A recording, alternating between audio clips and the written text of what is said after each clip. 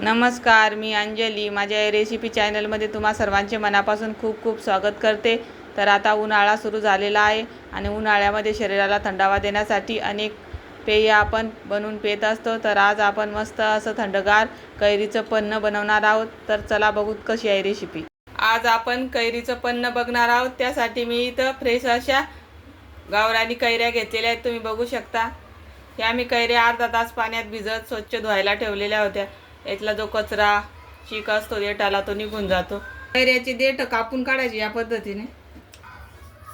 कैऱ्या मी स्वच्छ धुवून घेतलेल्या आहे आणि त्याची देठ कापून घेतलेली आहे. आता त्याला एक असा कट मारायचा चाकून, म्हणजे मग साल काढायला सोपं जाईल. आता आपण या कैऱ्या वाफून घेणार आहोत. मी त्या कुकरमध्ये थोडं पाणी घातलेलं आहे आणि स्टँड ठेवलेला आहे. याच्यामध्ये या कैऱ्या टाकून इथे कुकरच्या आता आपल्याला 3 शिट्ट्या करून घ्यायच्या. आपण चेक करूत कैऱ्या मस्त शिजल्यात का.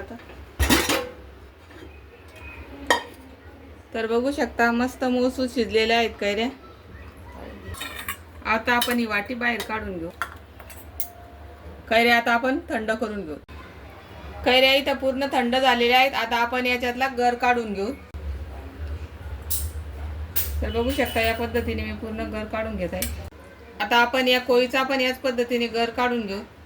इथे मी पूर्ण कैरीचा गर काढून घेतलेला आहे. इथे हा गर 1 वाटी भरलेला आहे. त्यासाठी मी इथे 1 वाटी गूळ घेतलेला आहे. इथे आम्ही गर एका प्लेटात काढून घेतलेला आहे. आता आपण याच्यामध्ये गूळ घालू. गूळ तुम्ही कमी जास्त तुमच्या आवडीनुसार करू शकता. आता हे व्यवस्थित मिक्स करून घेऊ. तर बघू शकता पूर्ण गूळ या कैरीच्या गरामध्ये विरघळलेला आहे.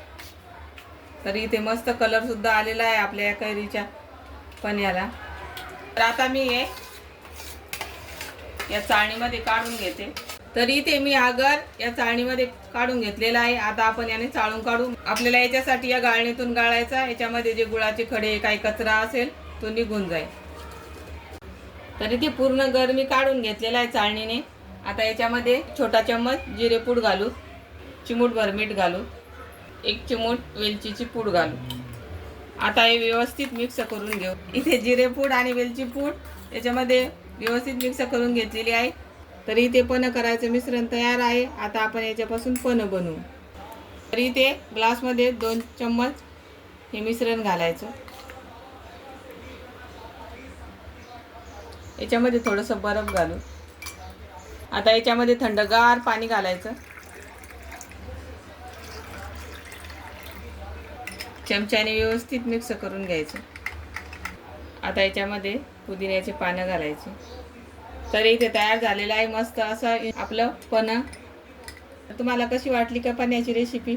आवडली असेल तर लाईक करा, शेअर करा, सबस्क्राईब करा. धन्यवाद.